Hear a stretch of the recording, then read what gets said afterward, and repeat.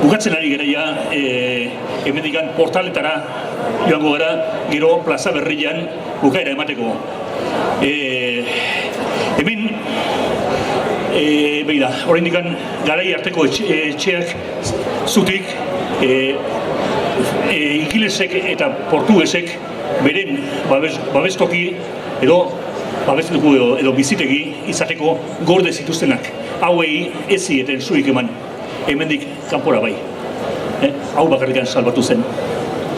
Bueno, orain Nerea Txapartegik irakurriko du Jose Manuel Txipito arotz eta analfabetoaren adierazpena. Analfabetoa orduan ia danak ziren analfabeto. Baina analfabeto izateagatik memoria handiagoa izaten du eta orduan datuak biltzeko ahalmen handiagoa ere. Eta bestetik horrek esan nahi du arotz langile xumea zela eta orduan inungo interesik ez zuela gauzak gezurretan aritzeko. Beraz, Nerea Txapartegi, Jose Manuel Txipito arotzaren bertsioan.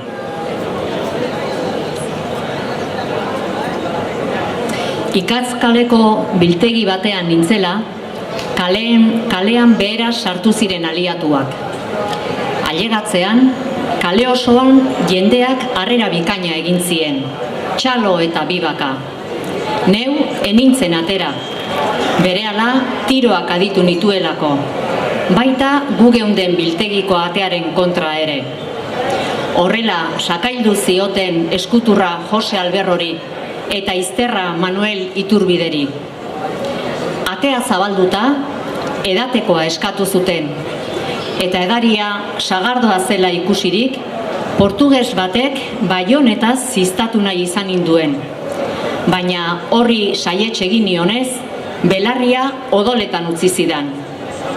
Beste baionetazo bat emango zidala entzun da, egurtegian gorde nintzen. Gehiegikeria geroz eta latzagoa zen. Gaiztakeriak eta edanak soldadu haien amorrua piztu zuelako. Gure lagunari ohean zaurituta zegoen arren tiro egin zioten. Eta horrela, oinaze eta odoletan beste etxe batera egin behar izan nuen. Ordura arte, ohe azpian ezkutuan egontzen neskamearekin lagunduta. Baina militarraien ankerkeria eta jokabide zitala, muturreraino iritsita, bi soldaduren artean, 3 urteko ume bat hartu eta bitan banatu nahi izan zuten Trinitate kalean.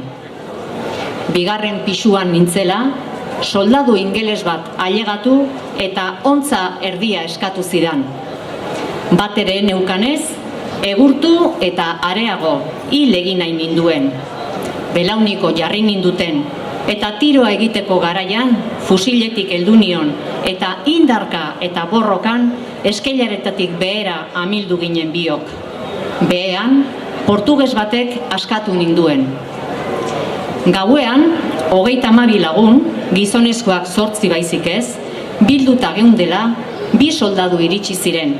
Bata ingelesa eta bestea portugesa, eta emakumeak bortxatzen hasi ziren beren senarren aurrean.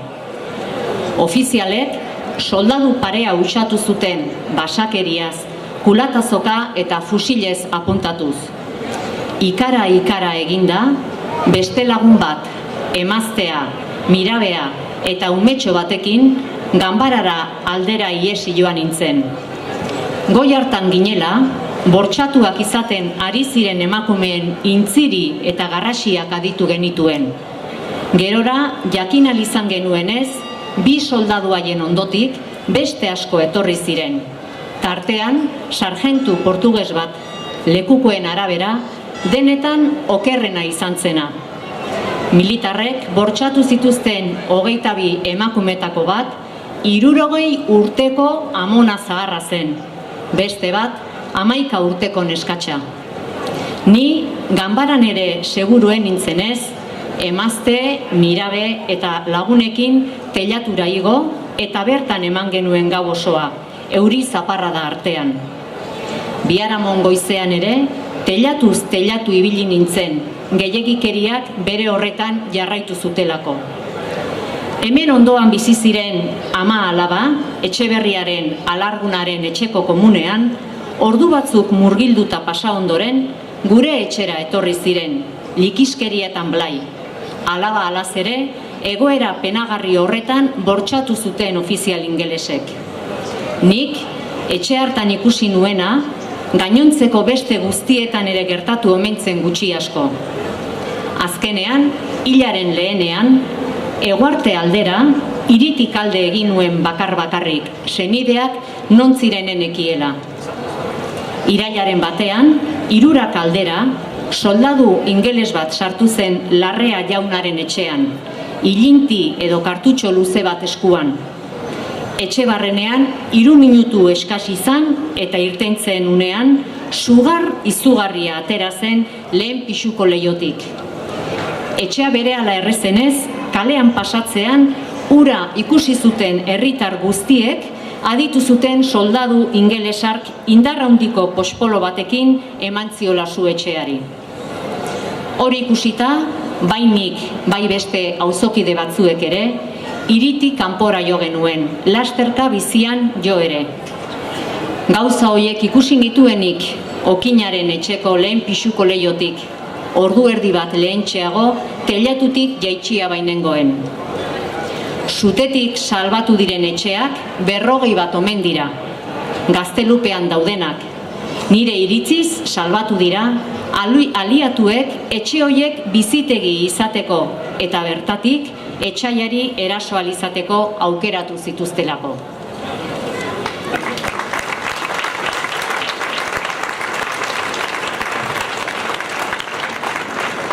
Konforme. Eta orain beste adierazpen bat irakurriko dugu. En español vamos a leer ahora, va a leer Clara Badiola, la actriz, el testimonio de José Antonio Aguirrebeña, carpintero, muy parecido en esencia al que acaba de leer ahora Txapartegui.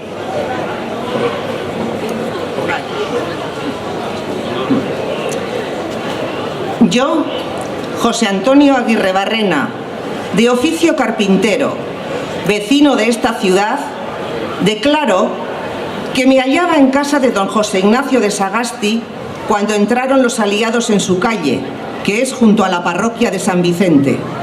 Y lo primero que noté es que se apoderaron de las mochilas y otros efectos que en la barricada de la esquina de la calle del Carbón abandonaron los franceses al tiempo de huir de ellos.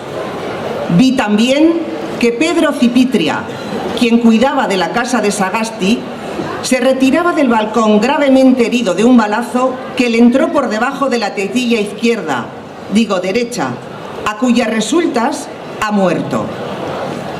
Habiendo pasado a mi casa, vi que mi cuñada estaba herida en la muñeca izquierda de un balazo que los aliados le dispararon.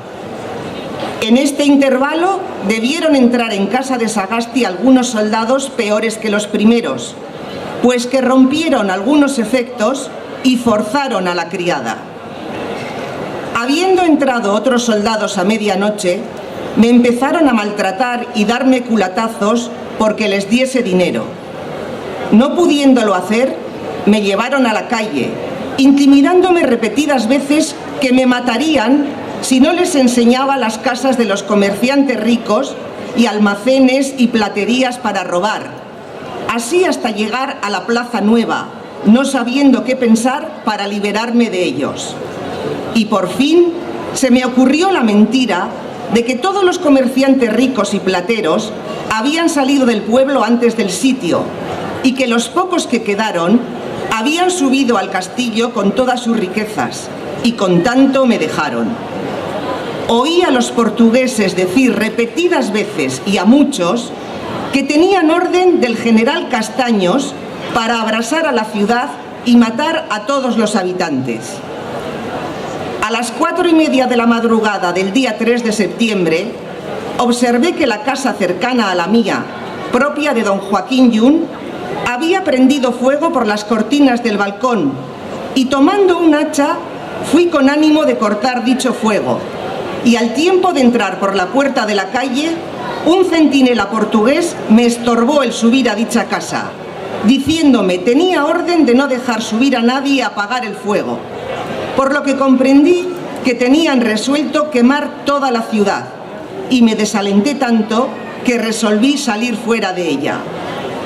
Al cuarto día, al tiempo que salía de mi casa con un arquillo que contenía los mejores efectos, me arremetió un inglés y me robó lo que quiso, y vi que a la salida de la ciudad robaban los aliados a los que sacaban algo.